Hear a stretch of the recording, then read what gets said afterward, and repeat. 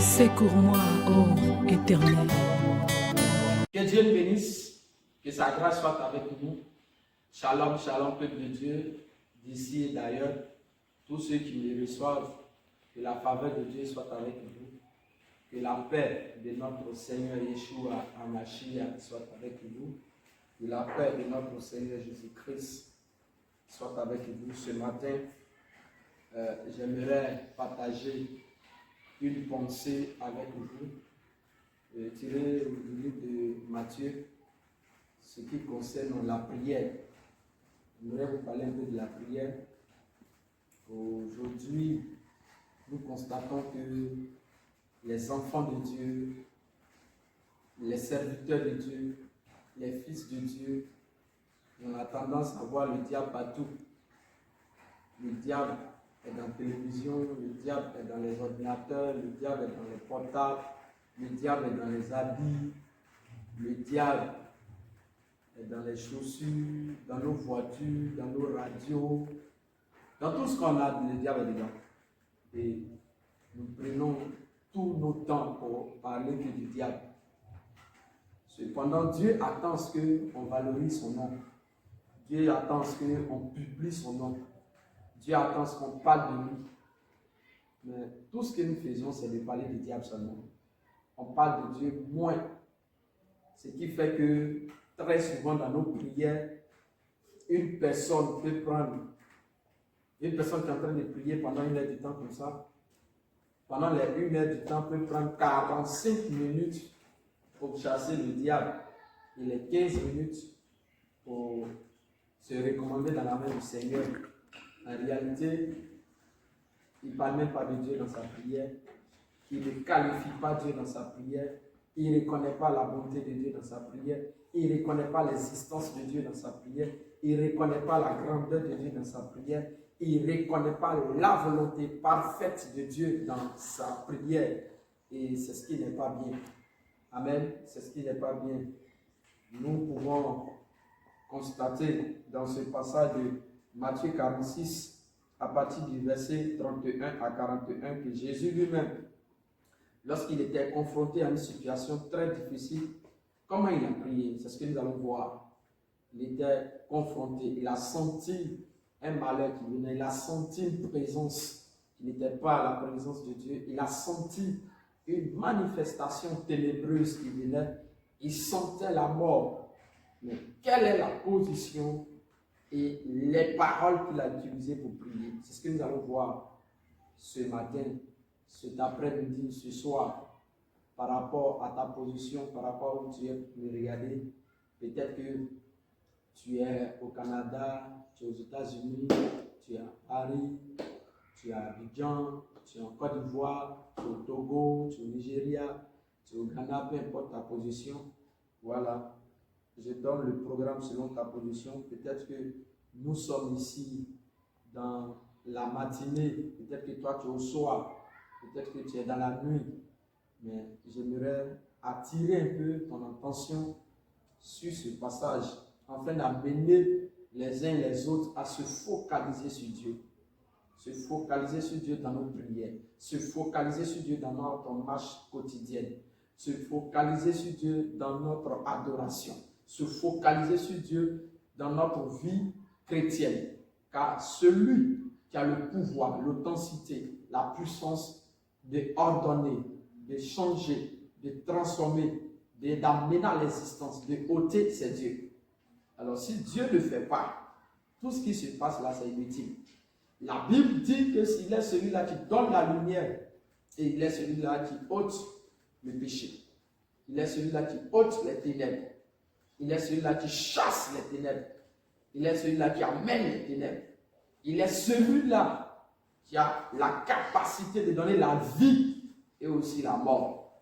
Car lorsque la mort frappe à la porte de quelqu'un, la Bible dit aucune puissance, aucune intelligence, aucune connaissance ne peut intervenir. Personne n'a le mot à proprement dit ce qui concerne la mort. Et aucun pouvoir ne peut intervenir lorsque l'esprit de mort frappe à la porte de quelqu'un.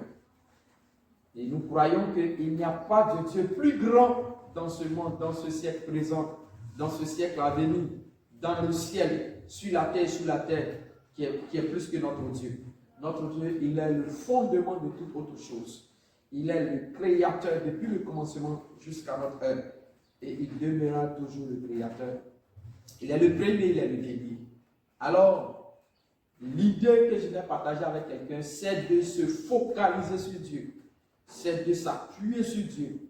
Et de passer de véritables moments en face de Dieu, dans la présence de Dieu. Et pendant que nous sommes dans la présence de Dieu, bien-aimés, il faut glorifier Dieu, il faut célébrer Dieu, il faut magnifier Dieu, il faut célébrer, il faut l'adorer, il faut te recommander, il faut lui faire part de tes besoins.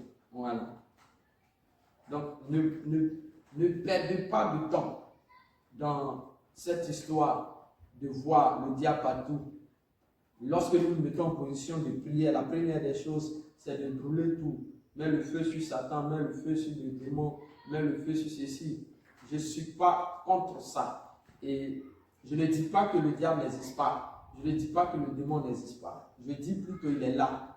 Mais lorsque tu es un véritable enfant de Dieu, le diable va venir. Et rien ne dit qu'il ne va pas venir.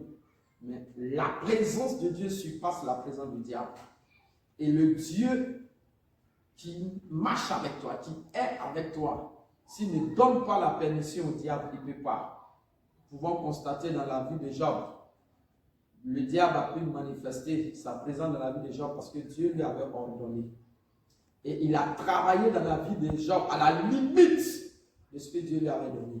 Dieu lui a dit de ne pas toucher à sa vie. Il a boycotté tout. Il a renversé sa famille, il a détruit ses richesses, il a détruit son matériel, il a détruit ses employés, il a détruit tout autour de lui, chassé même son épouse, chassé ses amis. Mais il n'a pas pu toucher à sa vie. Pourquoi? Parce que Job avait eu la caution de Dieu et le diable venait intervenir dans la vie de Job à la limite que Dieu lui avait donnée. Alors, le diable ne peut pas faire au-delà dans ta vie, au-delà de ce que Dieu lui a dit. Ainsi, il faut plutôt célébrer Dieu, te focaliser sur Dieu, magnifier Dieu, adorer Dieu. Il faut aimer Dieu dans ton esprit, dans ton âme et dans ta force. Il faut aimer Dieu dans ta pensée. Il faut aimer Dieu dans tout ce que tu fais. Et pense bien que c'est ce que Dieu attend de nous, de l'aimer et de le valoriser. La Bible nous dit ici dans le livre de Matthieu 26, le verset 39 à 41 que je lis. Puis, ayant fait quelques pas en avant, il se jeta sur sa face et pria ainsi. Mon Père, s'il est possible que cette coupe s'éloigne de moi, toutefois, non pas ma volonté, toutefois, et il vint que Dieu nous bénisse et que sa paix repose sur ce moment au nom de Jésus. Là, il nous dit que Jésus était éprouvé à un moment donné de sa vie. Il était au soir de sa vie et il sentait le malheur venir. Il sentait les tribulations. Il sentait la mort venir. Il sentait la haine. Il sentait les attaques. Il a vu ces choses venir. Bien-aimé, Jésus a pris 3 de ses disciples, qui étaient Pierre, Jean et Jacques, pour aller sur la montagne de Gethsémani, pour aller prier, intercéder. Il est bon, il est formidable d'intercéder, mais très souvent on intercède beaucoup, mais très mal, parce que dans nos intersections, on se focalise sur la destruction du diable et on prend tout notre temps pour chasser le diable. Mais rappelons-nous que Jésus dit, je voyais le diable, je voyais Satan tomber du ciel comme un éclair, mais il n'a rien à voir. Et nous avons compris aussi dans la Bible que malheur à la terre et à la mer, car le diable est venu vers vous. Donc nous sommes conscients, nous savons déjà que le diable est sur la terre, nous savons déjà que le diable est dans la mer, il est avec nous, nous le savons déjà. Ce n'est pas un nouveau, ce n'est pas un souci pour nous. Nous sommes déjà convaincus que le diable est avec nous. Cependant, la présence de Dieu en nous surpasse le diable. L'amour de Dieu en nous surpasse le diable. Alors nous pouvons œuvrer, manifester la gloire de Dieu, manifester la puissance de Dieu et laisser le diable de son côté. Car aucun homme, malgré ton onction, ta taille, ta forme, ton authenticité, tu ne peux pas faire quelque chose avec le diable. Le diable restera. Celui qui a le pouvoir de venir lier le diable, c'est notre Dieu. C'est notre Dieu seul qui a le pouvoir de venir lier le diable. Alors, j'aimerais exhorter, encourager, informer, dire à quelqu'un, pendant tes moments d'intersection, pendant tes moments de prière, il faut aller au essentiel. Recommande-toi dans la main du Seigneur. Il faut lui faire part de tes besoins et laisse le diable dans son coin. Il faut ignorer catégoriquement. Il faut chercher la face de Dieu. Il faut chercher la présence de Dieu. Il faut aimer Dieu. Il faut toujours chercher son amour. Il faut toujours chercher la paix de Dieu, l'approbation de Dieu, la grandeur de Dieu. Lorsque Jésus a senti ces moments venir, la Bible dit qu'il s'est prosterné contre terre, la face contre la terre, et il a dit, Père, si c'est possible, ce que je sens venir, ce que je vois venir, la présence qui vient vers moi, si c'est possible que cette présence s'éloigne de moi. Bien-aimé, aujourd'hui, de nos jours, cette présence pour toi, cette présence pour moi, ça peut être la maladie, ça peut être l'accident, ça peut être la sorcellerie, ça peut être un envoûtement, ça peut être un empoisonnement. Bien-aimé, la chose à faire, quelle est la volonté de Dieu? Car si nous voyons Jésus prier ainsi, c'est parce que Jésus ne voulait pas aller contre la volonté de son Père. Il voulait d'abord connaître la position de son Père. Est-ce que son Père n'aurait pas donné une permission à l'ennemi d'attaquer? Est-ce que son Père n'aurait pas donné une permission au diable de frapper? Alors, avant d'agir, avant de faire quoi que ce soit, il faut chercher toujours la volonté de Dieu. Il faut toujours chercher sa volonté. Qu'est-ce que sa volonté? Quelle est sa volonté? Qu'est-ce que Dieu dit? Qu'est-ce que nous attendons de la part de Dieu, bien-aimé? Car les épreuves, les attaques, les tribulations font partie de la manifestation de Dieu. Et Dieu utilise toujours ces choses pour amplifier notre connaissance, pour développer notre connaissance, pour affermir notre foi, pour développer notre foi, pour permettre à ce que nous soyons affermis en âme, en esprit et en puissance. Alors, toutefois que une personne, tu es dans cette situation, quelque chose s'annonce négativement à ton côté, bien-aimé, fléchis genoux et parle à ton Père. Jésus nous dit dans le livre de Matthieu, le chapitre 6, à partir du verset 9, il nous montre un peu comment est-ce que nous devons prier. Bien-aimé, notre Père, notre Dieu, que nous prions chaque jour, chaque instant de notre vie, il est dans le secret. Et Jésus nous recommande de le chercher davantage dans le secret, de le prier davantage dans le secret. Et celui qui le cherche, notre Père, notre Dieu, se fera retrouver par cette personne. Alors, il est important que, peu importe, peut-être qu'au moment où tu me reçois, tu m'écoutes, tu m'entends, peut-être que tu es tourmenté, tu es troublé, tu es malade, tu as été abandonné, tu es sur le point de perdre la vie, mais bien aimé, même si tu restes une minute durant l'âme, bénis le nom du Seigneur, car nul ne connaît sa volonté. Bénis le nom du Seigneur, recommande ton sort dans la main du Seigneur et dis-lui que, quelles que soient les tribulations, quelles que soient les attaques, quelles que soient les épreuves, quelles que soient les injures, quelle que soit la maltraitance, quelle que soit l'infidélité des hommes, quel que soit l'égoïsme des hommes, tu resteras attaché à ton Dieu, tu resteras attaché à ton Père, tu resteras dans l'alliance, tu marcheras dans la vérité, dans l'esprit, avec ton Père, avec ton Dieu, quels que soient les événements. Bien-aimé, lorsque Jésus a entendu, il a appris, il a senti ces choses, il allait vers son Père.